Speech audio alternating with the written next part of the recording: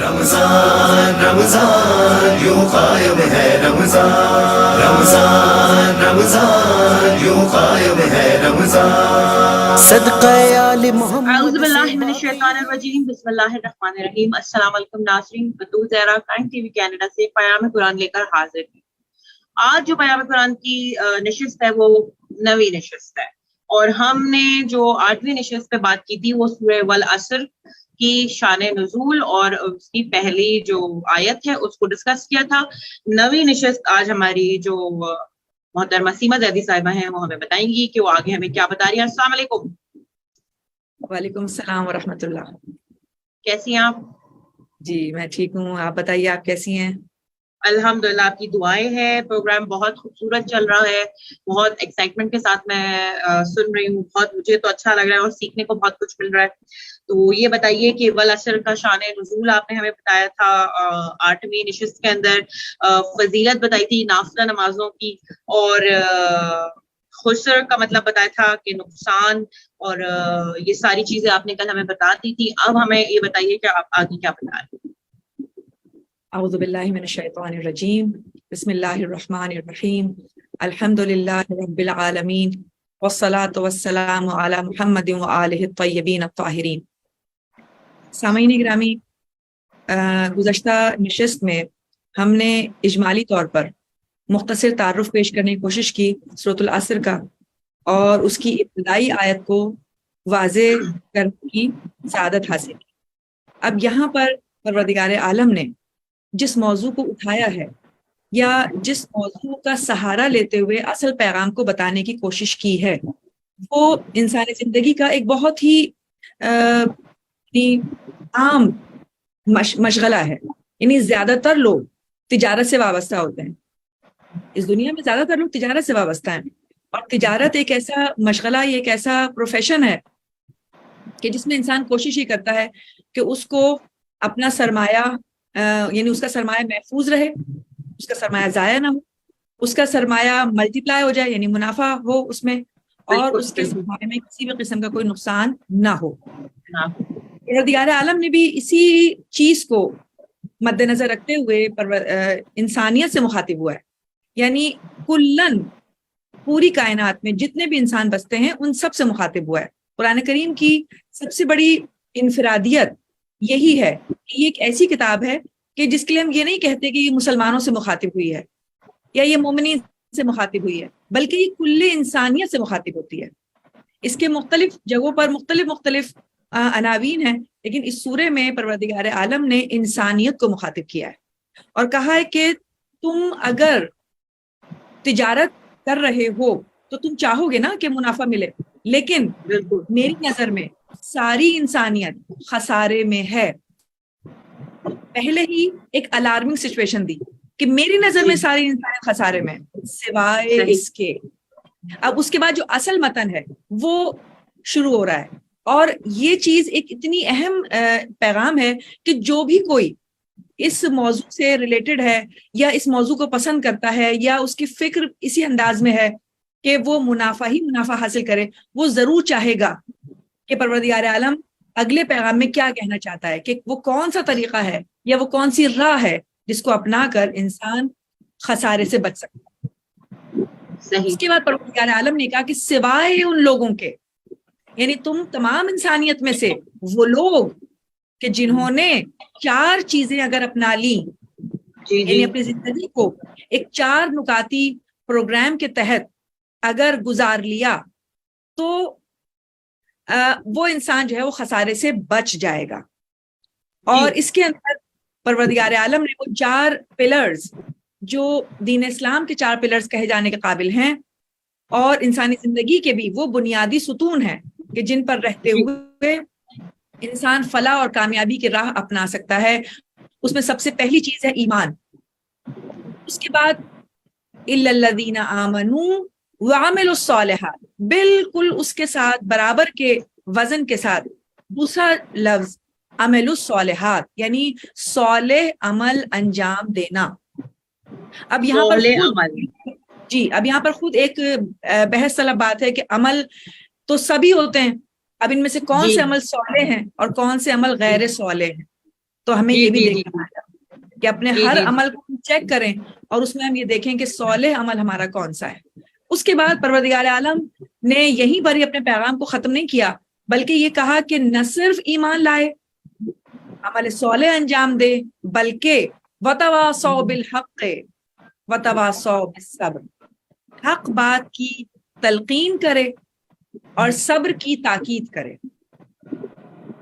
دیکھیں یہ وہ منشور ہے جو پروردگار عالم نے انسانیت کو دیا اور نہایت ہی سلیس انداز میں بیان کر دیا کہ اگر یہ چاروں چیزیں تمہارے پاس موجود ہیں اور تم اپنی زندگی میں ان پر عمل کر رہے ہو تو پھر بلا شک و شبے کہ تم اس خسارے میں نہیں ہوگے، تم یقیناً منافع میں ہوگے، تم یقیناً جو ہے وہ نفع کی حالت میں ہوگے. اب عام طور پر دنیا میں لوگ اپنے آپ کو جو بہت عقل مند سمجھتے ہیں، بہت ہوشیار سمجھتے ہیں، وہ یہ سمجھتے ہیں کہ اگر دنیا کے اندر ہم جتنا بھی ہم کام کاج کر رہے ہیں، جتنا بھی ہم معاشرت کر رہے ہیں، جتنا ہم سوسائٹی میں موو کر رہے ہیں اور اس کوشش کے نتیجے میں جو کچھ بھی ہمیں مقام و مرتبہ حاصل ہوا ہے یا جو بھی ہم نے شہرت حاصل کی، تو وہ سمجھتے ہیں کہ یہ تمام چیزیں حاصل کرنا ہی ہماری کامیابی ہے، یعنی یہ ہمارا پروفٹ، یہ ہمارا منافع ہے اور یہ ہمارا نفع ہے. جی یعنی عام انسان یہ سمجھتا ہے، گویا ایسا لگ رہا ہے کہ جیسے پروردگار عالم نے اس چیز کو، یعنی اس فکر کو جو ہے ختم کرنے کے لیے کہ تمہاری نظر میں جو کامیابی ہے وہ کامیابی نہیں ہے، جو کامیابی ہماری نظر میں ہے وہ کامیابی ہے، جس کو ہم کہیں کہ یہ کامیابی ہے وہ دراصل کامیابی ہوگی. اچھا تو یہاں اگر پہ میں آپ سے کوشچن کرنا چاہوں گی.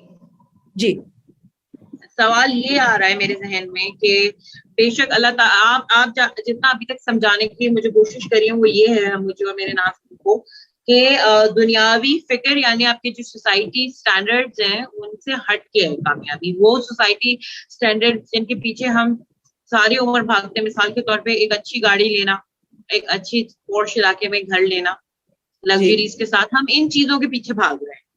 ہمارے بچے اچھے اسکولوں میں پڑھ جائیں، ہاں اسٹینڈرڈ مینٹین کرنا، ان چیزوں. تو ہم جو چیز مائنس کر رہے ہیں وہ ہے ایمان اور عمل صالح. وہی لوگ سارے میں جو ان چیزوں کے پیچھے بھاگ رہے ہیں اور ان چیزوں کو چھوڑ رہے ہیں. اب مجھے یہ بتائیں کہ کیا ایسا ممکن ہے کہ ایمان اور عمل صالح بھی ہو اور یہ سارے اسٹینڈرڈ بھی ہم مینٹین کر سکیں؟ کیا ایک عام آدمی کے لیے پاسبل ہے؟ بالکل بالکل ممکن ہے. دیکھیے دنیا پروردگار عالم نے انسان ہی کے لیے خلق کی ہے، اس کائنات کی ایک چیز خدمت کر رہی ہے انسانیت کی. آپ دیکھیں نا یہ جو بادل ہیں، یہ جو بارش برسا رہے ہیں، یہ کس کے لیے بارش برسا رہے ہیں؟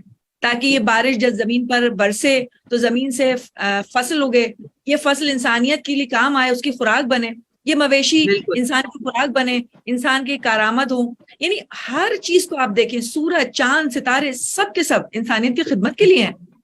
تو ایسا نہیں ہے کہ پروردگار عالم یہ چاہتا ہے کہ ہم تمام چیزوں سے محروم رہ جائیں تو ہی ہم ایمان کے درجوں پر فائز ہوں گے. نہیں، بات یہ ہے کہ ہماری جو کنسرن ہے، ہمارا کنسرن کس طرف ہے.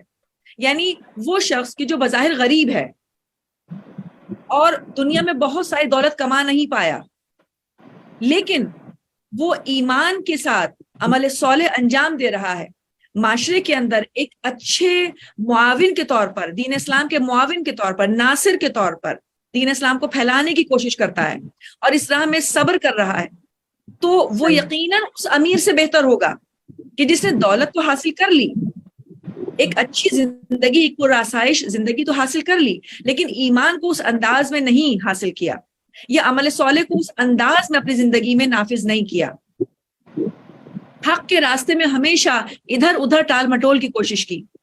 آپ دیکھیں بہت سارے لوگ اکثر جب بات کہنے کی ہوتی اس وقت نہیں کہتے، بالکل ایسی بات، اور جہاں کچھ بھی نہیں کہنے کی ضرورت ہوتی وہاں بیچ میں میدان میں کود پڑتے ہیں. ایسا ہے یعنی جہاں دین کی کسی حکم کو پامال کیا جا رہا ہو وہاں اگر ہم کچھ نہ بولیں تو یہ اصل میں ہماری غلطی ہے. اور ہم اب ہوتا ہی ہے، ویسے اب یہی ہو رہا ہوتا ہے. جی عموماً یہ چیزیں. تو مقصد کہنے کا یہ ہے کہ دنیا کے اندر دولت کمانا اصل ہدف نہیں ہے. اصل ہدف ایمان پر قائم رہنا ہے. اصل ہدف اس ایمان کے ذریعے ان اعمال کو انجام دینا ہے. تو اگر شخص یہ سمجھ رہا ہے کہ جی میں بہت ذہین ہوں, میں بہت ہی عقل مند ہوں اور میں نے اس طریقے سے دنیا کے اندر ایک کامیاب زندگی گزاری, تو اس میں بھی خدا کا ہاتھ شامل ہے. اس نے آپ کو توفیق دی, اس نے آپ کو یہ عقل دی کہ آپ اس طریقے سے آسائشیں حاصل کر لیتے. لیکن اگر یہ ساری آسائشیں دین اسلام کی راہ میں ہوں, خدا کی خوشنودی کی خاطر صرف ہو رہی ہوں, یہ عمر انسان اللہ کی رضا حاصل کرنے کے لیے ان آسائشوں کو استعمال کرتے ہوئے, شکر خدا بجا لاتے ہوئے, ان اعمال صالح کو انجام دیتے ہوئے اس اپنی زندگی گزارے, تو پھر کوئی مذائقہ نہیں ہے کہ یہ تمام نعمتیں اس کے لیے شکرانے کے طور پر ہیں. لیکن اگر وہ صرف یہ سمجھ رہا ہے کہ میرا کام صرف ایک مقام و مرتبے کو حاصل کرنا ہے, اور اگر کوئی شخص یہ مقام مرتبہ حاصل نہ کر پایا تو گویا وہ ناکام ہو گیا, گویا وہ بدنام ہو گیا, یہ نامراد ہو گیا. قطعاً بھی ایسا نہیں ہے. عقل مند انسان وہ ہے جو اسلامی تعلیمات کی روشنی میں ہر روز اپنا محاسبہ کرے, اپنے آپ کو آزاد نہ چھوڑے, ہمیشہ زندگی میں ان کاموں کو کرنے کی کوشش کرے جو خدا نے اس پر لاگو کیے ہیں, اور قطعاً بھی ان کاموں کے اندر اپنے آپ کو مصروف نہ کرے کہ جن سے انہیں کوئی فائدہ حاصل نہیں ہوگا, جو خدا کی ناراضگی کا سبب ہوں گے. تو یہ چیز اس کو اس راستے پر لے کر آ جائے گی کہ جس میں وہ نفع کی حالت میں ہے, وہ خسارے کی حالت میں نہیں ہے. اور پھر یقیناً جب وہ اس راستے پر ہوگا تو نہ وہ اپنی موت سے غافل ہوگا, نہ وہ کسی لالچ میں اور نہ کسی ظلم کا یعنی ظلم کرے گا, نہ ہی وہ عدالت کو اپنے ہاتھ سے جانے دے گا, نہ ہی تقویٰ کو اپنے ہاتھ سے جانے دے گا, اور نہ ہی قناعت سے اپنے آپ کو ہٹائے گا. تو یہ وہ چیزیں ہیں کہ انسان دراصل ان تمام پیغامات کو, جو کہ بظاہر 4 نکاتی پیغامات ہیں, ایک یعنی یوں سمجھ لیجئے کہ ایک خوش بختی کا راستہ ہے جو ان 4 اصولوں کے ذریعے طے پایا جانا چاہیے. اب اگر ہم پہلے پوائنٹ کے اوپر جائیں کہ جس میں پروردگار عالم نے سب سے پہلے جس پوائنٹ کو اٹھایا کہ اگر یعنی یوں سمجھ لیجئے کہ اگر میں مثال کے طور پر اعمال صالح انجام دوں اور میرے پاس ایمان نہ ہو تو پھر اس عمل صالح کی بھی کوئی حقیقت نہیں. یعنی جو سیریز, جو ترتیب رکھی پروردگار عالم نے, اس ترتیب کی بھی بہت بڑی اہمیت ہے. یعنی سب سے پہلے نمبر پہ ایمان آ رہا ہے, پہلے نمبر پر ایمان, جی پہلے نمبر پر ایمان ہے. اگر ایمان نہیں ہے تو پھر عمل بھی صالح نہیں ہوگا. سمجھ گئی.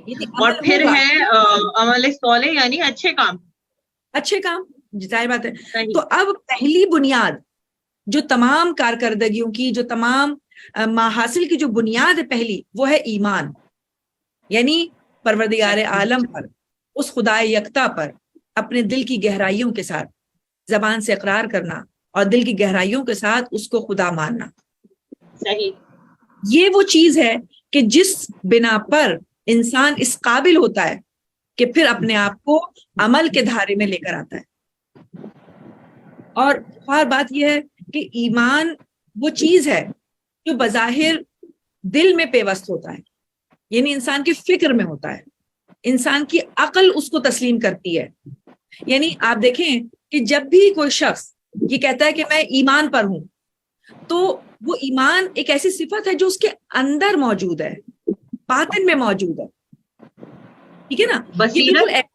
یہ بالکل ایسے ہی ہے کہ جیسے میں کسی درخت کی ایگزامپل دوں آپ کو, تو اس درخت کی جڑیں بظاہر موجود ہیں, آپ اس سے انکار نہیں کر سکتی, لیکن وہ جڑیں بظاہر آپ کو نظر نہیں آتی, وہ زمین کے اندر پوشیدہ ہوتی ہیں. اور جب یہ جڑیں مضبوط ہوتی ہیں تو ایک مضبوط تناور درخت کو کھڑا کر دیتی ہیں. یعنی وہ چیز جو بظاہر ہمیں نظر نہیں آ رہی, لیکن زمین کے اندر پوشیدہ رہ کر بھی اس کی صحت اور اس کی سلامتی اس بات کی ضامن ہے کہ اس سے نکلنے والا درخت تندرست ہے. یعنی ہم زمین کے اوپر نکلنے والے درخت کے تنے کو دیکھ کر, اس کی شاخوں کو دیکھ کر, اس پر اگنے والے پھول اور پھلوں کو دیکھ کر اندازہ لگا سکتے ہیں کہ اس کی جڑیں کتنی مضبوط ہیں. یہی وجہ ہے کہ جو بڑے بڑے تناور درخت ہوتے ہیں ان کی جڑیں کئی میل پر پھیلی ہوئی ہوتی ہیں. کیوں؟ اس لیے کہ ایک انتہائی صحت مند اور انتہائی مضبوط درخت کو کھڑا کیے ہوئے ہوتی ہیں. جو جتنا کمزور درخت ہوتا ہے اس کی جڑ اتنی ہی کمزور ہوتی ہے, اتنی کم ہوتی ہے. یعنی ایمان بالکل ایسے ہی ہے کہ جیسے ایمان دل کے اندر موجود جڑیں ہیں، اور ان جڑوں سے جو تناور درخت نکلے گا وہ عمل صالح ہی ہوگا. یعنی ممکن نہیں ہے کہ اگر کوئی شخص ایمان رکھے، اس کا ایمان تندرست ہو، سالم ہو، صحت مند ہو، اور وہ عمل صالح انجام نہ دے. یعنی اس کے اعضاء و جوارح سے وہ کوئی عمل ہی نہ انجام دے. یہ ممکن نہیں ہے. اسی لیے علماء نے ہمارے اعتقادات میں دو چیزوں کو رکھا، یعنی اصول دین اور فروع دین. اور اصول دین کو کہا کہ دین کی جڑیں ہیں، یہ دین کی جڑیں ہیں، توحید، عدل، نبوت، امامت، قیامت. ہم اپنے بچوں کو اسی مثال کے ذریعے بتاتے ہیں کہ دین کی جڑیں 5 ہیں. 5 یہ ہے ہمارا ایمان. یعنی خدا کے ساتھ اس کے عدل کے اوپر ایمان، اس کے طرف سے بھیجے گئے نبیوں اور رسولوں پر ایمان، ان تمام کتابوں پر ایمان، ان فرشتوں پر ایمان، اور اس سے ریلیٹڈ جتنی بھی کچھ اعتقادات ہیں ان سب کو قبول کرتے ہوئے قیامت کا اعتقاد کہ ایک دن ایسا ہے کہ جس دن ہمارے تمام اعمال کی سزا اور جزا ملنے والی ہے. تو یہ تمام اعتقادات دین کی جڑیں ہیں، اور دین اسلام ان جڑوں کے ذریعے پھلتا پھولتا ہے اور فروع دین کی صورت میں انسان کے اعضاء و جوارح سے ظاہر ہوتا ہے. یعنی فروع دین وہ دین کی شاخیں ہیں جو اس ایمان کی جڑوں کے ذریعے نکلتی ہیں. یعنی ممکن نہیں ہے کہ کوئی یہ کہے کہ میں خدا پر ایمان رکھتا ہوں اور وہ نماز نہ پڑھتا ہو، وہ روزہ نہ رکھتا ہو، وہ زکوٰۃ نہ دیتا ہو، وہ امر بالمعروف نہ کرتا ہو. یعنی یہ وہ تمام کام ہے جو خود بخود اس ایمان کے بلبوتے پر ہمارے عمل سے ظاہر ہونا شروع ہو جائیں گے. صحیح. اب یہاں پر ایک سوال پیدا ہوتا ہے کہ دیکھیے اعمال صالح میں ظاہر بات ہے صرف یہ فروع دین نہیں ہے، بلکہ اخلاقی اعمال بھی موجود ہیں، معاشرتی ہمارے جو روابط ہیں، ہمارے لوگوں کے ساتھ تعلقات، ہمارے رشتہ داروں کے ساتھ حقوق و لباد میں، یعنی کہ ایک بہت بڑا پھیلاؤ ہے جو اس اعمال صالح کے اندر آئے گا. تو اگر یہ کہا ہے، اکثر لوگ سوال یہ کرتے ہیں کہ بھائی ہم مغرب کی دنیا میں تو ہم سے زیادہ لوگ تہذیب یافتہ ہیں، بہت ایٹیکیٹس کا خیال رکھتے ہیں، بہت ہی زیادہ ویل بیہیوڈ ہیں. تو ان کے لیے عرض یہی ہے کہ دیکھیں پروردگار عالم نے کسی بھی عمل کو قبول اس صورت میں کیا ہے کہ جب اس کے پاس ایمان ہو. جب کوئی خدا کا منکر ہو اور اعمال صالح انجام دے تو اس اعمال صالح کو کس بنیاد پر انجام دے رہا ہے؟ کیا اسے کسی جزا کی توقع ہے یا یہ ایسے ہی ابس انجام دے رہا ہے؟ یعنی کوئی اگر خدا واحد کو مان ہی نہیں رہا اور اعمال صالح انجام دے رہا ہے یہ سوچ کر، تو اس کی سوچ کیا ہے؟ کیا واقعی کوئی اسے ریوارڈ نہیں ملنا چاہیے؟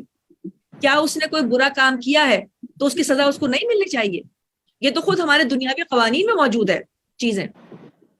ہم نے پچھلی مرتبہ ابھی نشست میں ایک بار یہ تذکرہ کیا تھا کہ دیکھیں برے کاموں کی سزا اس دنیا میں قوانین کی صورت میں تمام ملکوں میں نافذ ہے، لیکن اچھے کاموں کی جزا کوئی نہیں دیتا. کیا بات. اگر آپ بہت اچھے شہری ہیں، بہت اچھے طریقے سے زندگی گزار رہے ہیں، تو آپ کو کسی قسم کا کوئی ریوارڈ نہیں ملے گا. لیکن ہاں جہاں آپ نے وائلیشن کی، جہاں آپ نے کوئی حدود توڑی، فار ایگزامپل کوئی ٹریفک کا قانون توڑ دیا، صحیح، کوئی بھی ایسا کام کر دیا کہ جس میں آپ کے لیے کوئی ایسا کام ہو گیا کہ جس میں آپ کو سزا ملنی چاہیے، فوراً حکومت آپ کو پکڑے گی اور آپ کے پاس چالان کرے گی، آپ کو جرمانہ دے گی، آپ کو یعنی کوئی نہ کسی حالت میں آپ کو سزا کے لیے منتخب کر لے گی. یعنی غلط کام کرنے پر تو اس دنیا میں بھی ہر ملک کے اندر قوانین موجود ہے. لیکن مجھے بتائیے کہ جو ایک بہت اچھا شہری ہو اس کو حکومت کیا ریوارڈ دیتی ہے اور وہ کس بنیاد پر اچھا کام کر رہا ہے؟ اگر وہ صرف اپنی طبیعت کے لیے کر رہا ہے کہ میں ایک اچھا انسان بننا چاہتا ہوں، لوگوں کے سامنے اچھا بننا چاہتا ہوں، تو یہی تو دین اسلام بھی کہتا ہے. یہی دین اسلام بھی کہتا ہے کہ وہ خدا جس نے ہمیں پیدا کیا ہے، جو چاہتا ہے کہ آپ فطرت کے مطابق زندگی گزاریں اور خدا پر یقین رکھتے ہوئے جب آپ ان اعمال کو انجام دیں گے تو ایک ہے کہ جو آپ کو ان اعمال کی جزا دینے والا ہے، واہ واہ واہ، ریوارڈ ملنے والا. یقیناً جنت ہے، جو یقیناً جنت ہے. عزیزان گرامی، تو جہنم اور جنت پروردگار عالم نے بھی قیامت کے دن اسی لیے بنائے، ورنہ وہ بے نیاز ہے. اسے کیا ضرورت پڑی ہے؟ اگر پوری کائنات بھی اس کو نہ مانے تو وہ بے نیاز اس بات سے، اس کی خدائی میں کوئی فرق پڑنے والا نہیں ہے. اور اگر ساری کی ساری کائنات بھی اس کی تابعدار بن جائے، اس کی عبد بن جائے، تب بھی اس کی شہرت میں اور اس کی معبود میں کوئی اضافہ ہونے والا نہیں ہے. صحیح، وہ بے نیاز ہے اس چیز سے. لیکن بے شک. اس نے جہنم کو خلق ہی اسی لیے کیا کہ وہ لوگ جنہوں نے ساری زندگی اللہ کے مطیع بنے رہے اور اعمال انجام دیے، ان کو ان کی تسلی و تشفی کے لیے ایک سزا کا قانون بھی رکھا کہ اگر کوئی غلط کام انجام دے گا تو اس کی سزا جہنم ہے، جس طرح سے اچھے کام کرنے والوں کی جزا جنت ہے. اللہ اکبر. اس کے بعد ہم دیکھتے ہیں کہ اعمال صالح میں چونکہ تمام کے تمام ہم اعمال کو شامل کر سکتے ہیں، لیکن اس کے باوجود پروردگار عالم نے دو اعمال کو الگ سے بیان کیا، یعنی حق گوئی اور صبر کرنا. مجھے بتائیے کیا یہ اعمال صالح میں نہیں ہے؟ یہ تو بالکل اعمال صالح میں ہے موجود.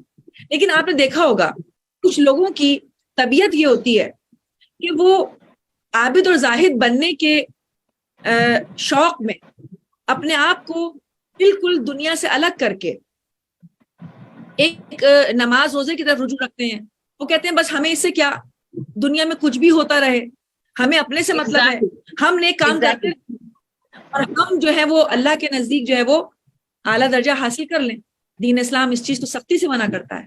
وہ کہتا ہے نہیں، ایسا نہیں ہے، تم ایک مردہ انسان نہیں ہو. یہاں میرا ایک سوال ہے.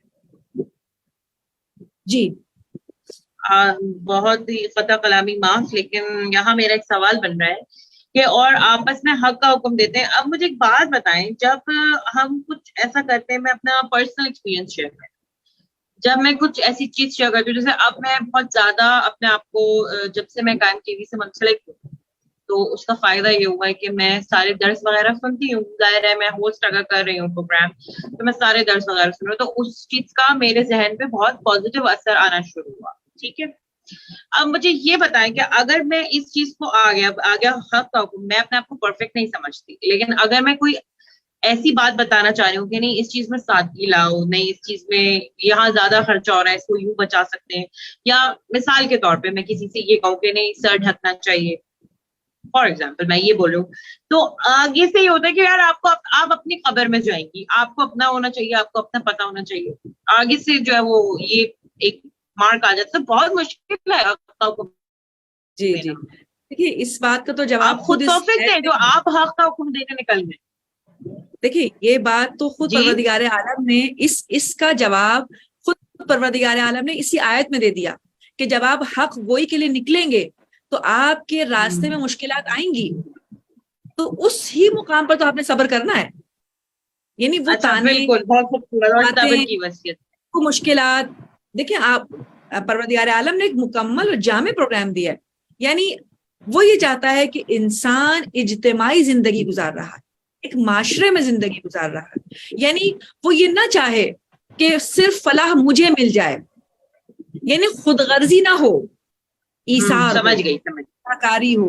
یعنی اگر آپ نے سمجھ لیا کہ ایمان لانے کے بعد آپ نے جو اعمال انجام دیے، آپ نے ان کا لطف محسوس کیا، اور اب آپ یہ چاہتے ہیں کہ اس چیز کو، اس حق کو اب آپ لوگوں تک پہنچائیں اور لوگوں کی اصلاح کرنے کے لیے اٹھیں، تو اس سے بڑھ کر مرتبہ کوئی اور نہیں ہوگا. یعنی اعمال صالح انجام دینے پر بھی کچھ لوگوں میں یہ کمی رہ جاتی ہے کہ وہ حق بات نہیں کہہ پاتے، اپنے اندر اتنی جرأت نہیں رکھتے، یا مصلحتاً یہ سوچ کر کہ فلاں شخص مجھ سے ناراض ہو جائے گا، برا مانے گا، لہٰذا مجھے ضرورت نہیں ہے، کوئی اور اسے کہہ دے. وہ زیادہ بہتر ہے میں بچ جاؤں. دیکھیے کمیونٹی سٹینڈرڈز بھی تو ہے نا. آپ مجھے ایک بات بتائیں, میں بہت بالکل کلیئر بات کر رہی ہوں یہاں پر. ہم سب میں اپنے آپ کو تھوڑا سا منافق میں کاؤنٹ کروں گی. جہاں میں یہ دیکھوں گی نا کہ یہ ایک بڑی پارٹی ہے, یہ پیسے سے مضبوط لوگ ہیں, وہاں پھر میری ہمت ہی نہیں ہوگی آگے بولنے کی کہ کوئی بھی اگر فرض کریں کہ وہ کوئی غلط بات کر رہے ہیں, کوئی دین کا رول وائلیٹ کر رہے ہیں, تو وہاں پر بڑے سے بڑے ذاکرہ بھی ہو, بڑی سی بڑی عالمہ ہو, مولانا ہو, وہ بھی چپ کر جاتے ہیں, نہیں بولتے. دیکھیں اب یہ ہر فرد کی اپنی الگ الگ ذمہ داری ہے. دیکھیں پہلی بات تو یہ جو آپ کہہ رہے ہیں کہ اگر کوئی صاحب حیثیت ہوتا ہے تو ہم اس کے سامنے نہیں بول پاتے, اور جو کوئی ایسا ہوتا ہے تو ہم اس کو کہہ دیتے ہیں. یہ تو خیر رویہ غلط ہے, یہ رویہ غلط ہے. بالکل غلط ہے, ایگزیکٹلی. اچھا پہلی بات یہ ہے کہ یہ جو حق گوئی ہے اس میں پروردگار عالم نے یہ نہیں کہا کہ آپ کا لہجہ درست ہو جائے, آپ کا لہجہ سخت ہو جائے, آپ بالکل جابروں کی طرح یعنی ڈکٹیٹرز کی طرح سے آپ لوگوں کو ڈکٹیٹ کرنا شروع کریں اور لوگوں کو حق کی طرف لے کر آئیں. حق گوئی کا لا اکراہ فی الدین والی آیت آ جاتی ہے سامنے کہ دین میں جبر نہیں ہے. ہاں جبر نہیں ہے, لیکن دعوت ضرور ہے, دعوت ضرور ہے, یعنی آپ کو بلانا ضرور ہے, تبلیغ ضرور ہے. دیکھیں اگر یہ بات نہ ہوتی تو فروع دین میں ایک شق ہے امر بالمعروف, یعنی معروف کا امر کرنا, نیکی کا حکم دینا, اور اس کے فوراً بعد کہا نہیں انل منکر, برائیوں سے روکنا. یعنی صرف نیکی کا حکم دینا ہی کافی نہیں ہے, بلکہ برائی سے روکنا بھی اتنا ہی اہم ہے. اور میرے خیال سے تو اگر برائی سے روکنے میں زیادہ کام ہم کر لیں تو نیکیوں کی طرف خود بخود انسان راغب ہو جائے گا. جب برائی کرنے کے لیے کوئی موقع نہیں بن پائے گا یا جب برائیاں رکیں گی تو نیکیاں خود بخود وجود میں آ جائیں گی. تو بات یہ ہے کہ حق گوئی اس انداز میں ہونی چاہیے کہ ہمارا لہجہ شائستہ ہو, تہذیب یافتہ ہو, اور ہم جس بات کے لیے بھی کسی شخص کو آمادہ کر رہے ہیں اس بارے میں ہمارا علم مکمل ہو, یعنی ہم اس کے سوالوں کا جواب دے سکیں. اور اس کے لیے علم حاصل کرنا اتنا ہی اہم ہے. بالکل. اچھا پھر اب یہاں پر ہمیں مایوس نہیں ہونا چاہیے کہ بھائی اب ہمیں اتنا تو علم حاصل نہیں ہے, ٹھیک ہے, چھوٹی چھوٹی چیزوں کو اٹھائیے, چھوٹی چھوٹی چیزوں کو, یعنی بہت بڑے بڑے مارکے انجام دینے کی ضرورت نہیں ہے. ہم اپنی فیملی سے, اپنے گھر کے اندر, اپنے بچوں سے, اپنے بہن بھائیوں سے اس کام کا آغاز کر سکتے ہیں. یعنی سب سے پہلے ہم اپنے گھر کے اندر اس کام کو شروع کریں. دیکھیں رسول خدا کو بھی جب تبلیغ کا آغاز کیا گیا تو کیا کہا گیا, وہ انذر عشیرتک الاقربین, سب سے پہلے آپ اپنے رشتہ داروں کو ڈرائیں, آپ اپنے رشتہ داروں کو یہ پیغام پہنچائیں. اور وہ 3 دن کا جو دعوت ذو العشیرہ کا پروگرام آپ سب جانتے ہیں. تو سب سے پہلے حق جو ہے وہ آپ کے اپنے گھر والوں کا, آپ کے رشتہ داروں کا, آپ کے محلے والوں کا, اور پھر آہستہ آہستہ جب سرکل بڑھتا چلا جاتا ہے تو پھر ایک عالمگیر سطح پر بھی انسان کی آواز سنی جاتی ہے. یہاں پھر سوال جنریٹ ہوا ہے.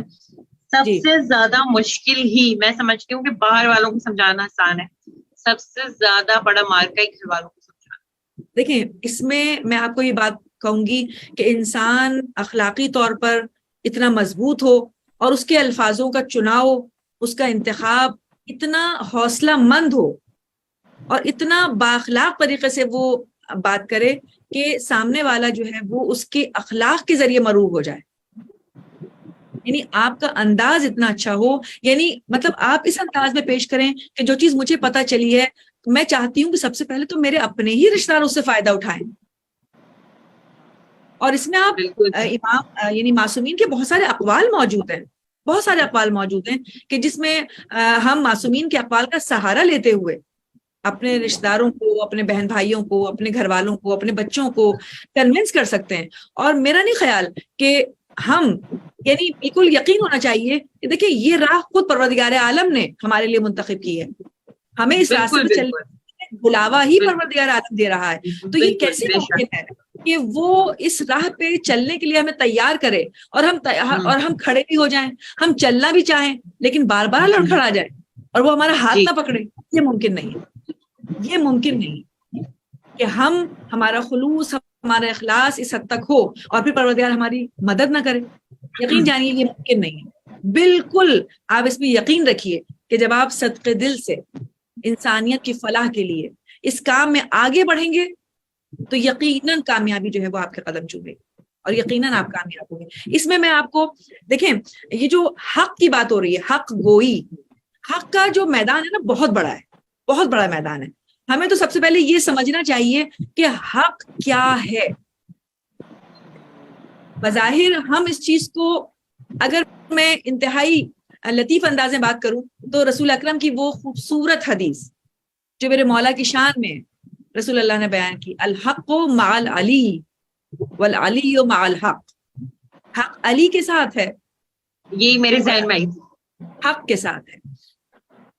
اب یہاں پہ جملہ یہاں تک نہیں چھوڑا، بلکہ یہ کہا کہ پروردگار حق کو ادھر موڑ دینا جدھر علی ہو. یعنی اس معاملے میں ہم خوش قسمت ہیں کہ ہم اس امام الحق کے پیروکار ہیں کہ اگر ہم نے آنکھیں بند کر کے ان کے رستے پر چلنا شروع کیا تو پھر کوئی بھی حق ہم سے نہیں نکل پائے گا. ہم حق کو مکمل طور پر اپنا لیں گے. زیارت آل یاسین میں جو میرا خیال سے ظاہر بات ہے ہر مومن اپنے روزانہ فجر کی نماز کے بعد پڑھتا ہے، اس میں کچھ جملے ہیں کہ حق کیا کیا ہے.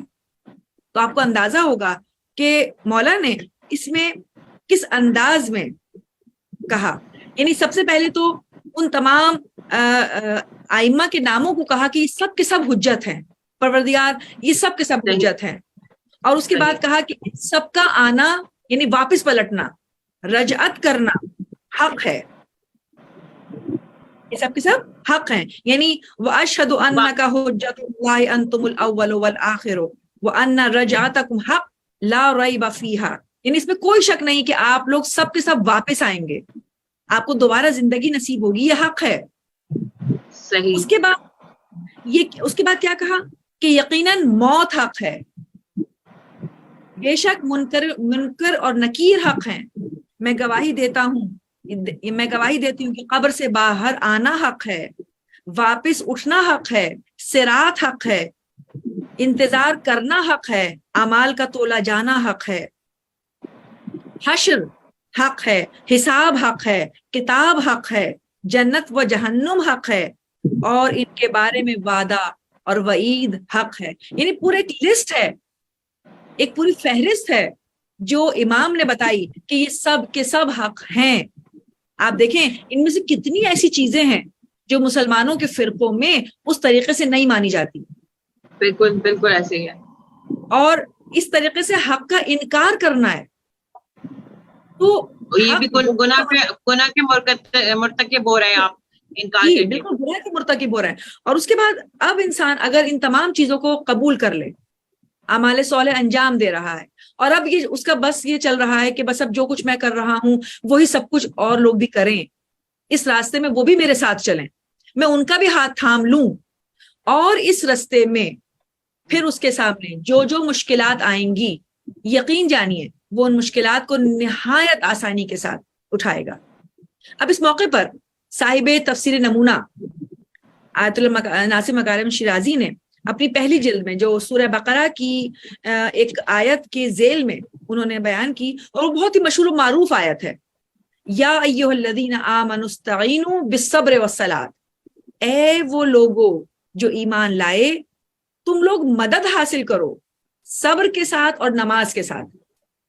ان اللہ مع الصابرین. کتنا خوبصورت جملہ ہے ان لوگوں کے لیے جنہوں نے صبر کی راہوں کو اپنایا.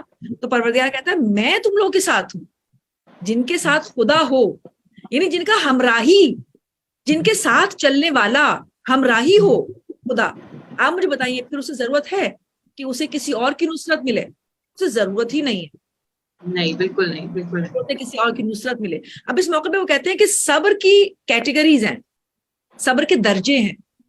پہلا درجہ ہے اطاعت پر صبر، یعنی پروردگار عالم پر ایمان لانے کے بعد اس کی اطاعت کے لیے جو کچھ ہم کام کر رہے ہیں اس پر ہم صبر کریں، یعنی اپنے نفس کو روکیں اور اس کے برخلاف اطاعت کی راہ میں آگے بڑھیں. جیسے مثال کے طور پر میں نوجوانوں کے لیے اگزامپل پیش کروں کہ صبح فجر کی نماز عام طور پر سردیوں میں کتنا مشکل ہوتا ہے اٹھنا.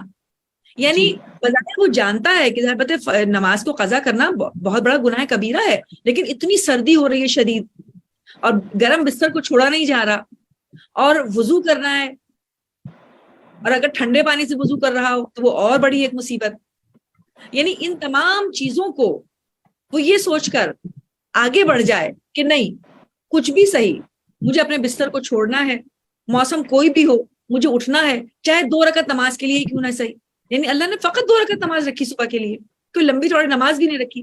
اب فقط 2 رکعت نماز کے لیے اٹھنا ہے, بستر چھوڑنا ہے اور نماز پڑھنی ہے. تو اب یہ اس راہ میں جو صبر کر رہا ہے, وہ جو اپنے نفس کو روک رہا ہے کہ وہ سرکشی نہ کرے, نماز کو قضا نہ کرے, یہ صبر اطاعت پر صبر.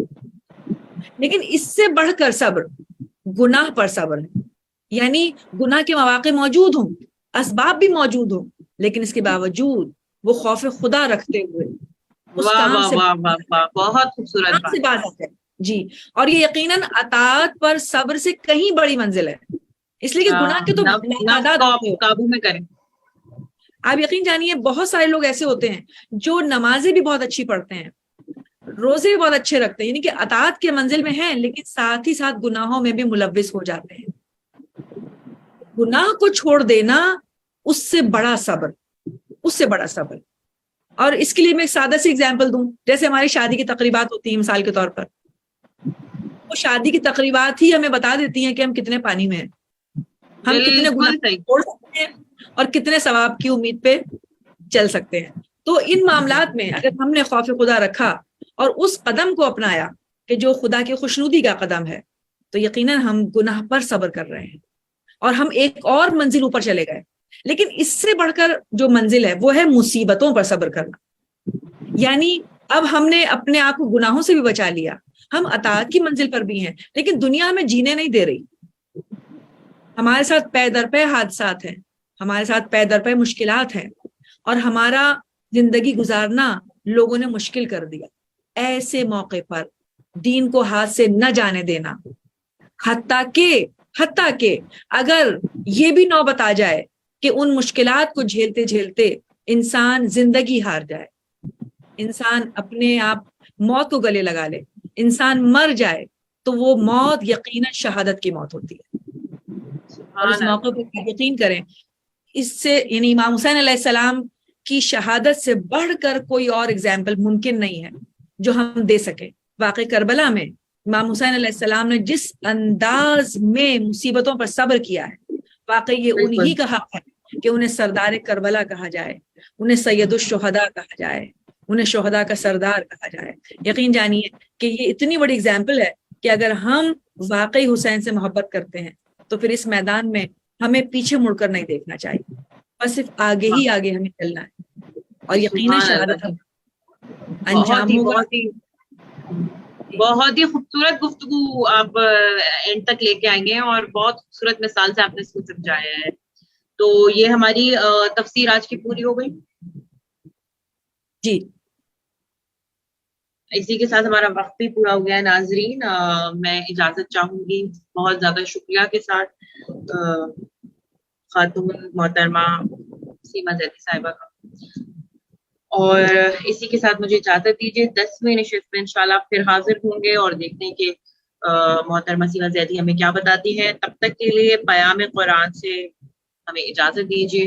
اللہ حافظ. رمضان رمضان یوں قائم ہے رمضان, رمضان رمضان یوں قائم ہے رمضان, صدقہ آل محمد سے باقی ہے اس کی شان. رمضان رمضان یوں قائم ہے رمضان, رمضان رمضان یوں قائم ہے رمضان, اس کے توسل سے ہر گھر میں خوب سمایا ہے. سحری ہو یا افطاری میں دسترخوان سجا ہے, ہوتی ہے رونق گھر میں جب آتے ہیں مہمان. رمضان رمضان یوں قائم ہے رمضان.